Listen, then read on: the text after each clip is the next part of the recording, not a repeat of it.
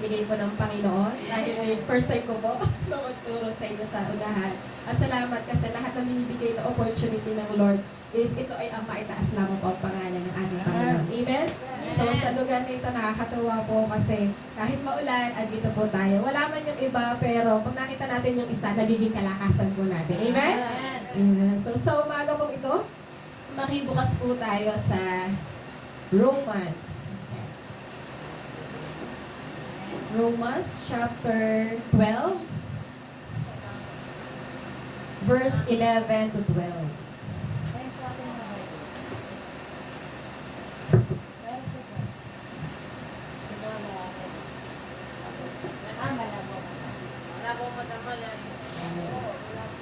Sige po, haba po hinahanap ng ating ibang kapatid. Sabay-sabay po natin basahin. Romans 12. Yes po.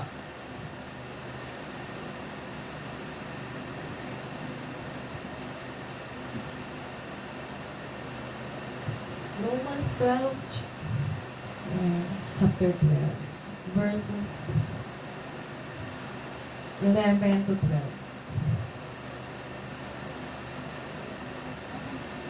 Opo, sa medyo ulit. Medyo pa huli. Matthew, Mark, Luke, John, Acts, Rome.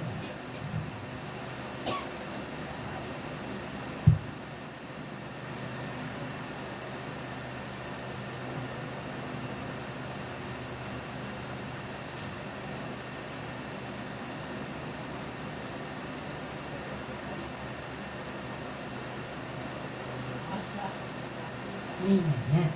So, basahin po natin ang sabay-sabay. Sabi po dito, magpakasipag kayo at buong pusong maglingkod sa Panginoon. Verse 12, mag-alak kayo dahil sa inyong pag-asa.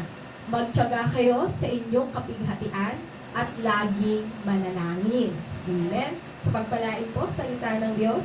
So, sa umaga pong ito, napakaganda po ng salita ng Diyos na laging nagre-remind po sa atin. Amen. Sabi po dito, magpakasipag. Amen. Masisipag po ba mga taga-Santo Angel? Amen. Amen. So sabi ng Lord, magpakasipag pa po. So sabi po dito sa ating title, hindi ko na po patatagalin, Serve the Lord with Excellence. Amen. Paglingkuran natin ng Diyos sa pinakamahusay na kaya natin gawin. Hindi lang mabuti, kundi excellence. Amen po? Sabihin natin sa kapatid natin, kapatid, serving our God with excellence. Amen. So, ibig sabihin, kapag gumagawa tayo, yung best, tulad yan ginagawa natin sa Panginoon. Amen? So, ang pagiging mahusay natin sa paglilingkod, ito po yung gusto ng lahat na marating. Amen, nanay? Amen. So, yung dating taga-upo, ngayon, naglilinis na ng church. Amen. Sino po dito naglilinis ng church kahit wala po sila, Sister Juliet? Amen. Yes, Tita Dory, lahat. Ano ko? Amen. So, salamat sa Panginoon dahil sinasabi ng Lord, magpakasipag pa tayo dahil sa panahon po ngayon, di ba? Ang dami nating makikita sa paligid natin na hindi maganda. At ang gusto ng Lord, tuloy-tuloy lang tayo sa gawain niya. Amen. So, sabi po dito, yan, you do your work well. So, ibig sabihin, mas gagawin po natin mas mabuti. Kung dati po mabuti lang, ngayon mas mabuti at mas pinahusay. Amen? So, sabi po dito, we are here because of God. Amen? So, nandito lang po tayo, hindi po kay Tatay Jesus, kay Tita Nori, na andito tayo upang itaas ang pangalan ni Jesus. At alam natin na sa umagang ito, kaya tayo na andito, may gagawin ng Diyos sa buhay ng bawat isa. Amen? Pumunta tayo, iba-iba po yung sitwasyon natin. Ni Tita Nori, isang linggo ang dumating. Ako rin po, bilang nanay, 3 po ang anak. Ayun, iba-iba po ang ugali. Pero, Lord, thank you. Kapag po tulog si Toto, yan, mag-aaral na po ako ng Word of God.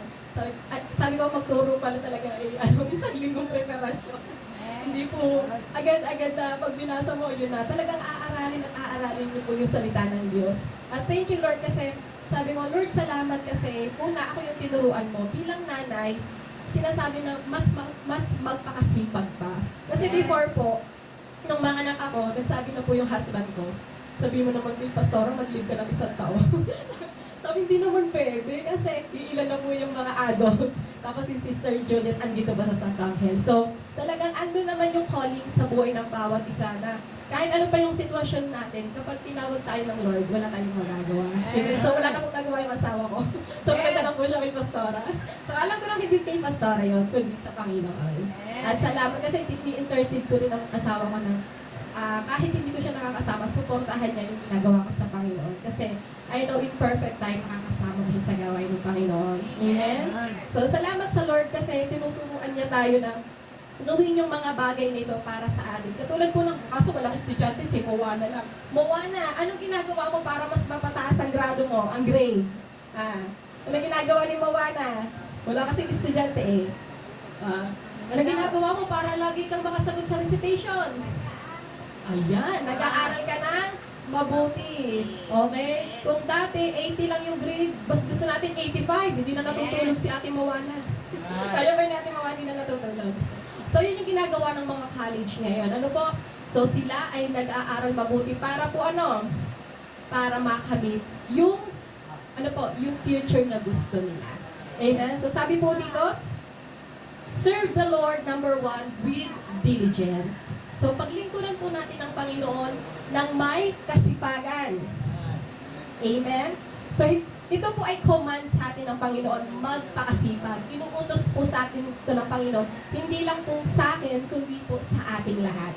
So, hindi lang po ito sa ating pamilya, sa pag-aaral, kundi dito po sa panambahan ng ating Panginoon. Amen. Katulad po ng ginagawa natin. Ano po yung ginagawa natin dito? Bible study. Sino po dito maaga pa? Andito na. Sino po dito lagi ang early bird? Si Kuya Santi. Yan. Ate Den. Ate Del, yeah, thank you po kasi kayo pa rin po talaga yung naandito. Mga early bird natin yan, yan. So, sila'y pumupunta dahil sa Panginoon. Yan. So, salamat sa mga kapatid natin kaya naandito tayo. Sinasabi ng Lord, magpakasipag. Ibig sabihin, dino-double time tayo ng Panginoon. Ano, meron pong event this month. Anniversary. Sabi ng Lord, magpakasipag pa kayo sa paghayo. Sino pong nakapaghayo na? Amen. Ayun, si Tita Juliet, yan po, si Kuya Santi. Talagang yung puso ng mag-asawang ito is hindi nawawala yung paglilingkod sa Panginoon, kundi yung mamahal yung ibang tao na naandito. Kasi, kumbaga, ito yung atin namang isusulit sa Panginoon eh. Hindi natin ito ginagawa is para lang madagdagan tayo. So, ginagawa natin ito upang mas marami pa po kaluluwa ang ano po? Ang maligtas. Kasi libo-libong anghel ang nasa langit ang magsa-celebrate nito. Amen. So, ano pong merong pangyayari ngayon na nakita natin sa kapaligiran natin sa mga balita? Ano yung trending ngayon? Impeachment. Tapos ano pa yung sa atleta na nangyari? Mga trahedya. Trahedya. Kay athlete Rene. So ano pong nangyari sa kanya? Nalunod. So ang batang ito, hindi niya mararating yung pagiging atleta sa Ateneo kung hindi siya nagsipag sa pag-aaral at sa pag-iensayo. So kita natin, dinumog siya ngayon. Ang kanyang puntod ay mala-guarded. So kung hindi na-touch ng kabataan ito yung buhay ng iba, walang pupunta doon. Diba? Yung iba, taga San Pablo, ang daming nag-post, nagpadala sila ng flower doon. Kasi kita nila yung bata, kumbaga maraming na-inspired. Diba? Hindi porket ayun na yung sitwasyon nila, mahirap lang sila, titigil na siya. Ang laki ng pangarap niya. Ang daming school na nag-o-offer na mga university, pero mas pinili niya yung Ateneo kasi gawa ng scholarship ng kanyang mga kapatid. Diba parang nung nakikinig ito, napaka-inspiring ng batang ito. Di lalo na kung nakakilala siya sa Panginoon. Hindi rin natin makilala kung nakakilala rin ba siya sa Panginoon. Kasi yung mga t-shirt niya, kung mapapansin ko nung mga naglalaro, lagi siyang may God sa likod. Siya yung kakaibang mga t-shirt. Tapos ang kanyang mga t-shirt, laging may mga heaven. Tapos ang nakalagay doon, who did? God did. Mapapansin natin, parang ang ano ng batang ka sa Panginoon na, ang sabi nga niya, yung plano na meron siya para sa pamilya niya, ay hindi lang para sa kanya, kundi para sa mga kalaro niya. Kaya siya ay, kahit pag nawala siya sa paglalaro, hinahanap siya ng kanyang mga ka-teammate. Kasi kahit talagang makikita po natin mga ka-teammate niya, mga Cayetano, mga matataas, di ba? Pero kahit siya, si Rene, puslit na hindi ganun kataas ang estado, pero lagi siyang hinahanap ng mga kaibigan niya. Bakit po? Kasi nakitaan siya ng attitude, yung pagiging masipag sa pag-ensayo, na umaga pa lang iniikot na nila yung court ng Ateneo. So tayo po ba, kapag wala yung kapatiran natin, hinahanap po ba natin? Amen! So sino pang wala? Sabi mo. Si best friend Ate B. Si best friend Ate B? Si Cynthia. Si Amazing siya. Yan. Hahanapin pa rin po natin sila. Bakit po? Sila po ay mahalaga sa atin. Kapartner po natin sila dito. At ngayong anniversary, madadagdagan pa po ang mga kapartner natin. Amen? Amen. So sabi po dito, ano sabi po ng Lord sa number 1? Serve the Lord with diligence. Kung tayo po ay masipag, mas sipagan pa po natin ang paglilingkod natin sa Panginoon. I'm super blessed sa dalawang lola. Ano po, kahit ilang taon na sila, tatay, iba, nakaka-bless yung buhay nila. Na kahit ganun po yung age nila, sila ay nananatili. So, ganun din po yung ating prayer, na kahit ganyan na yung age natin, magpapatuloy pa rin po tayo sa Panginoon. Amen? So, yan. Magpakasipag tayo. Sabihin po natin sa ating kapatid. Magpakasipag. Sabihin niyo, huwag kang mawawala every Sunday. Yes. So, thank you Lord kasi yung pagtawag sa buhay ng bawat isa, hindi man tayo magkakakilala before, pero ginawa tayong isa ng Panginoon. Bakit? Ito yung po yung purpose ng Panginoon. Na kahit po, nung una hindi pa tayo magkakakilala, hindi natin nakalain na magkakasama-sama po ngayon tayo sa CDC. Pero, dinesign na ng Lord na tayo ay magsama-sama sa paglilingkod. Amen? So, napakasaya ng puso natin kasi naandon yung sa pagtawag ng Lord sa buhay, sa pagpapagamit natin, napapalakas yung buhay ng bawat isa. Amen? So, napakasaya, nakikita natin yung kapatiran natin, nagpapatuloy. Napakasaya na makita natin yung isa nating kapatiran, laging nadadalo ng ibang kapatiran. Amen? At sinisipagan natin isama sila saan?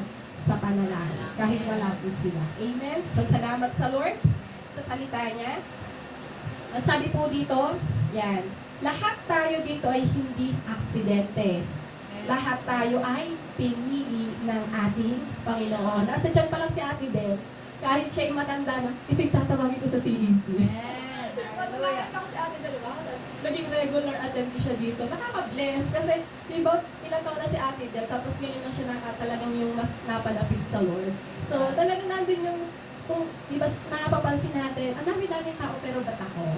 Ibig sabihin, pinili ka ng Lord, Ate Bel. Ayan, Tita Nori, sa lugar na ito.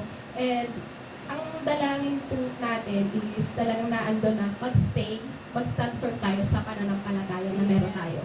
Kahit walang pastora natin dito, kumbaga ginagawa natin ito ng buong puso dahil lang sa Panginoon. Amen. So palakpakan nga po natin ang Panginoon sa umaga ito. Amen. So, sabi po dito sa number 2, ano po yung number 2 natin?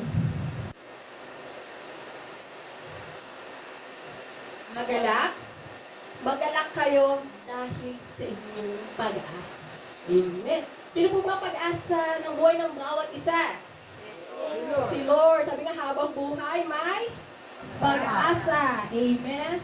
So, yung kaya tayo na andito, bakit po? May kagala kanyang katabi niyo. Tingnan niyo nga po, kung masaya. Yan, masaya si nanay, si Moana, kahit solo lang si Moana, di ba? So, yung kagalakan, nilalagay yan ng Lord sa puso natin kasi tayo ay lumalapit sa Kanya. Hindi naman tayo pupunta ng, magpapakita lang ako kay Tita Nori, magpapakita lang ako kay nanay, di ba? Kaya tayo na andito, yung galak na nilalagay ng Lord, kahit may pagod tayo physically, pero napapalakas tayo ng ating Panginoon. So sabi po sa Nehemiah, chapter 8, verse 10, the joy of the Lord is your strength. Amen. Yung kagalakan na nagmumula sa Panginoon ay kalakasan ng buhay ng bawat isa. Physically, spiritually, ang Lord ang magbibigay nito sa buhay ng bawat isa. Amen. So ito ay walang kapantay, walang katumbas. Kung ang saya, nararanasan po natin sa labas kapag tayo ay dinig ng ating mga anak. Yan. Sino po yung dinidig ng mga anak dito? Yan. Ang dami na kasi may mga work na sila. O sila nanay yan, kapag may family gathering, yung saya kapag umuwi, nawawala. Pero, yung galak na binibigay ng Lord kapag tayo umaattend, nakarinig ng salita ng Diyos, iba po. Di ba? Amen. Yung, ako po kahit minsan pag gano'n, yung lakas ba na hanggang gabi, dire-diretso yung gawa. Sabi ko, Lord, thank you for the strength. Kasi, hindi biro yung mag-alaga ng tatlo. Amen. Sabi ko, parang nag-back to basic ako, tapos po yan, tapos gigising ulit ng 4 a.m., magluluto sa mga anak. So, ang gusto ng Lord, lahat ng gagawin mo, may kagalangan. Kasi kung walang kagalangan, lagi akong galit sa mga anak ko. Diba? Yung mga medyo makukulit pa. So, sabi ng Lord, gawin mo ang lahat ng bagay ng may kagalangan sa pamilya. Amen? Kung minsan nawawala na, puntahan mo pa rin kasi nandun yung galak mo na ma-share yung salita ng Panginoon. Amen? So, sabi po dito, yan. So, kaya tayo na andito dahil sa galak na binibigay ng ating Panginoon. At gumagawa tayo dito kahit wala sina Sister Juliet, kahit mag-isa lang si Tita Maureen, naglilinis lang siyang mag-isa. Kasi may galak siya sa makapunta nga sa church, makapagpunas-punas, di ba? Hindi ko naman ito gagawin ni Tita Maureen na para lang sa sarili lang, para lang mapanatiling malinis. Ginagawa niya ito kasi yung galak sa puso ni Tita Maureen naandun. Yung galak sa puso ni Lola May naandun. Amen? So, salamat sa Panginoon kasi tinuturuan niya tayo na lahat ng gawin nating paglilingkod is para sa Kanya.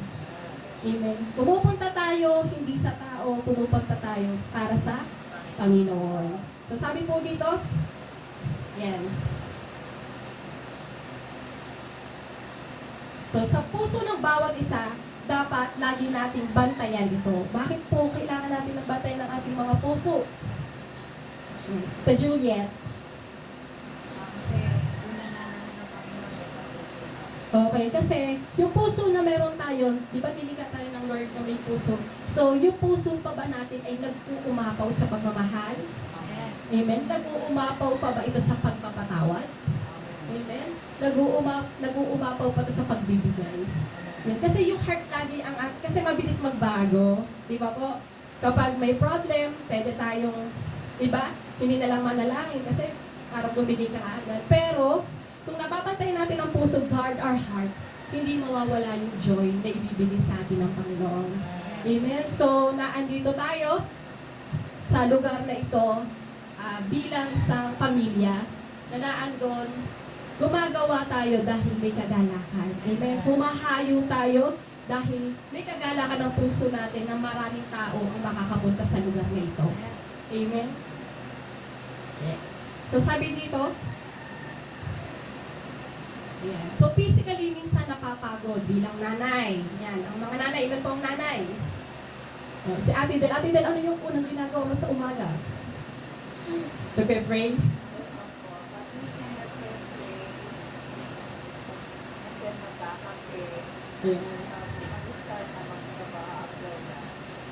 Okay. So, yung maghapon, maglilinis ng bahay. Ano po?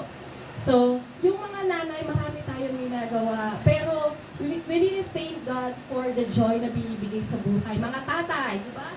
Kuya Rudy, si Kuya Atan, si Kuya Santi, nagta-tricycle sila, nagda-drive.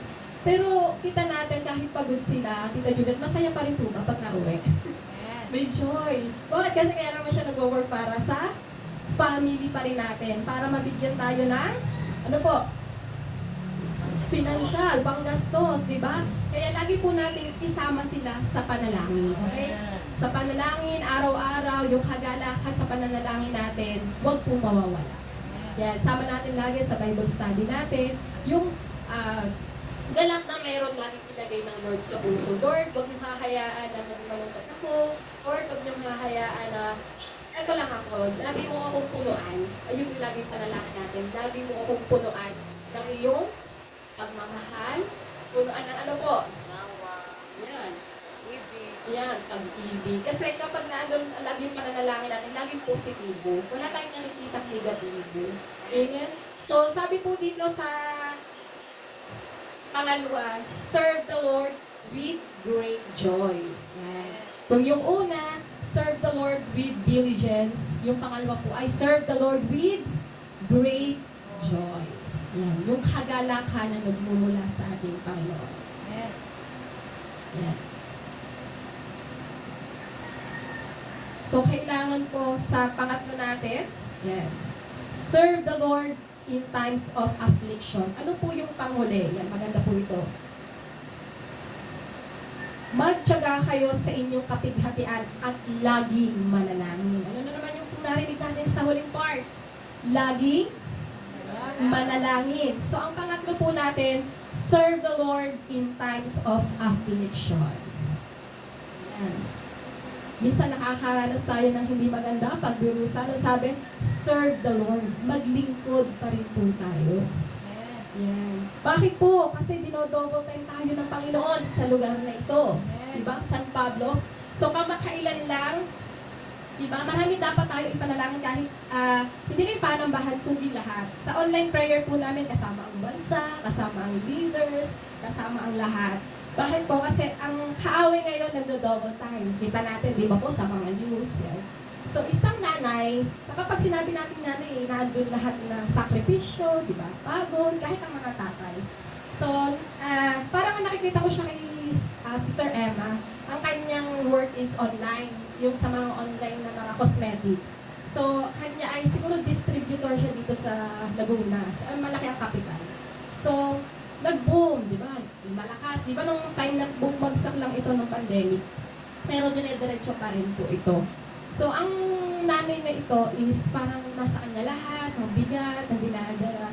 Tapos, ipinakita doon sa post, niyakap niya yung mister niya na sobrang higpit. So, yung kanyang kagagaling lang sa pagde-deliver. Kasi nga, hanggang ngayon, nag-deliver pa rin, pero matumal na. Kasi gumawa po ng mga online na sa TikTok, Shopee. Sabi nung tatay nung ini-interview, sana pala parang hindi na siya umalis. Siguro nung araw na yun, parang hindi malang nangyari ba yun. Basta sabi niya, sana pala yung araw na yun, hindi na ako umalis ng bahay. Kasi yung babae hindi niya hinaya. So, ayun yung masakit, di ba? Na sana kung nasa Lord siya, hinaya pa niya. Grabe yung bigat. Kaya pala niya daw hinapos na po siya sa asawa niya. Ang bigat na ng pakiramdam niya. Hindi niya nakaya kasi unti-unti na po yung business nila ay bumabagsak.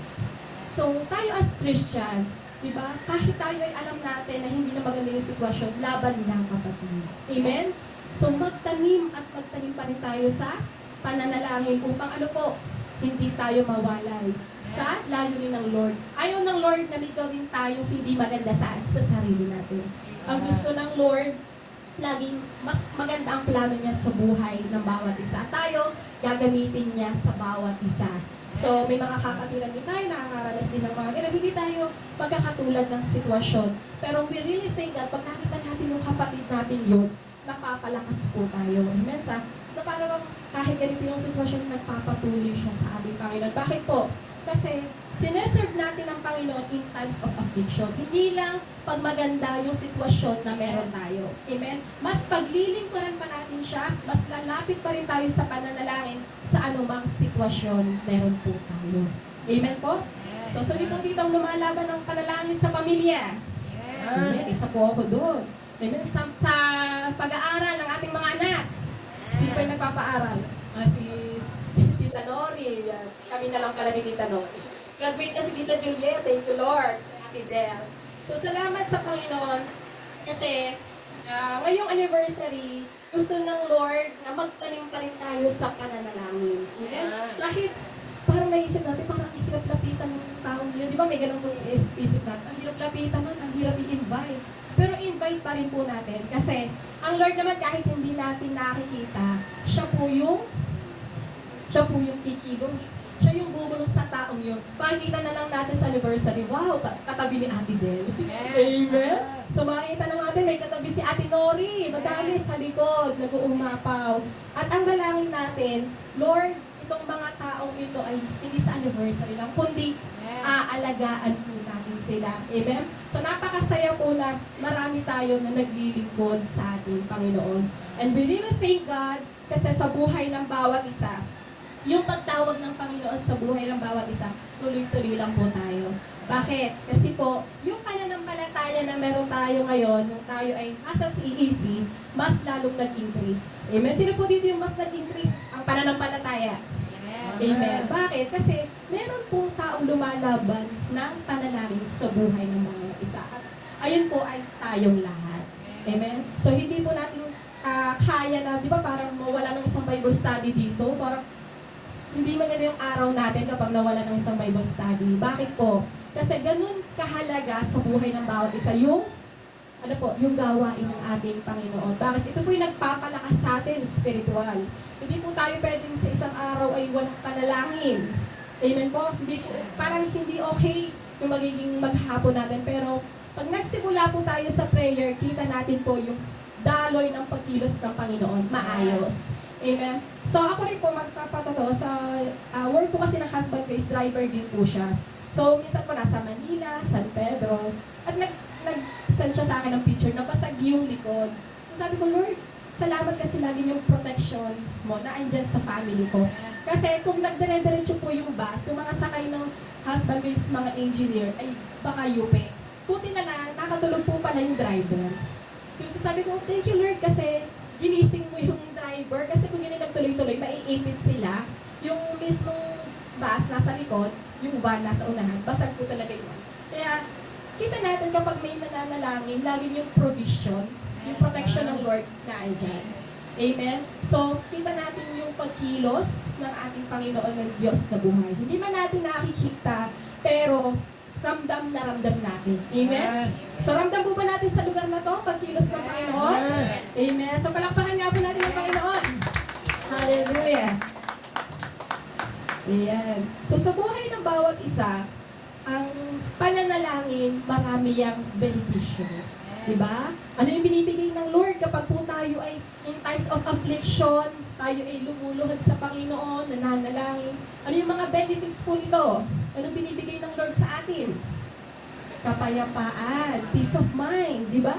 Sa gabi, may mga nanay na anong iniisip yung lulutuin, baon. Pero kapag tayo, Lord, ito na po ang bahala. Di ba ako kahit po before, nakakatuwa kasi dati, wala rin po ako sa pagluluto. Yan. Doon ako, babalik muna ako doon sa kasipagan. Sabi ko, magugutom pala kaming mag-asawa. Kasi hindi mo marunong magluto din yung husband ko. Sabi ko, Nay, palista nga ng mga paano magluto ng tinola, sinigang. Diyos ko dati po, nasa notebook pa po yun. Notebook, paulit-ulit. Hanggang sa natuto na po ako. Kaya sabi ko, anong lasa? Sabi ko, okay naman mami, masarap ka ng magluto. Kaya sabi ko, nung dalaga po ako, talagang hindi po ako marunong magluto. Nung nag-asawa, doon lang po ako natuto. Kaya salamat sa Lord kasi lahat ng bagay may pagtuturo sa buhay ng bawat isa. Kasi hindi pwede pong ang nanay wala pong alam sa pagluluto. Di ba? Kahit po pritos, dapat marunong. Amen. So ngayon po, laging may pagtuturo ang Panginoon sa buhay ng mga nanay na nakakatuwa kasi ito ay para sa ikalalago din bilang nanay. Hindi physically, spiritually din. Amen? Ang sabi po dito, kapag may kasipagan, naandyan ang kagalakan. Amen? At kapag naandyan yung kagalakan, mas sisipagan pa po natin. Yan. So sabi dito, kasama natin ang Panginoon sa bawat hamon natin sa buhay. Hindi niya tayo iiwan, hindi niya tayo pababayaan. Ito ang pangako ng Panginoon sa atin. He will never leave us nor forsake us. Bakit po? Tayo pong lahat na naandito ay pinili ng Diyos sa kanyang ubasan. Amen? So walang aksidente, kundi lahat pinili. So palakpakan po natin ang Diyos sa umaga ito. At minsan pa po tayong tumayo.